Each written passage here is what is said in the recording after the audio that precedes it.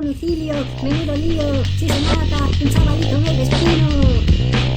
Así que haz como Álvaro Pino, pedalea y no mires atrás en el camino, porque la sombra nos engaña y lo que les sobra a unos se los comen otros que tienen más, y los que no tenemos nada, esperemos que la salud nos acompañe mañana. Mejor sería que hubiera pensiones dignas en vez de tantas desdichas. Mejor sería que hubiera cultura viva en vez de tanta policía. Mejor sería que fuera legal la María en vez de fumar tanta contaminación nociva.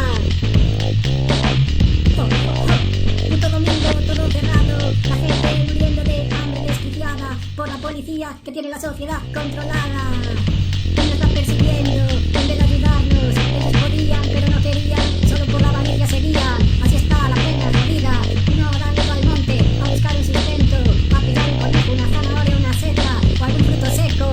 Pues por eso no pidas a domicilio, no vaya a ser que se muera en el reparto algún niño. Por eso no me fío ni de mi sombra, que engaña más de lo que cobra.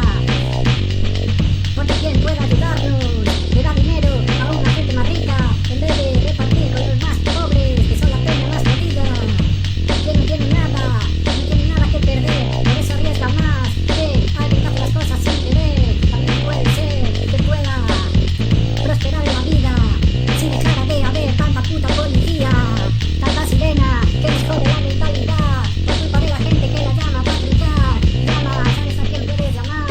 A tu mamá. Funcionarios enchufados, suben vuestro sueldo y me muero mientras cada vez pago más por un café, aunque los hosteleros ganan cada vez menos, porque los funcionarios cobran impuestos extraordinarios y los obreros no cobramos nada cuando nos vamos al paro.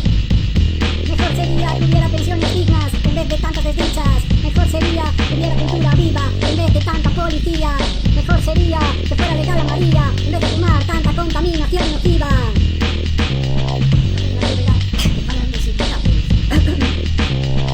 Y no sé por qué os relacionan con las inspecciones, con los sindicatos que tienen que hacer reivindicaciones, de no tantas inspecciones, más reivindicación, menos inspección, más reivindicación, más militar por los derechos de los trabajadores y menos inspeccionarlos.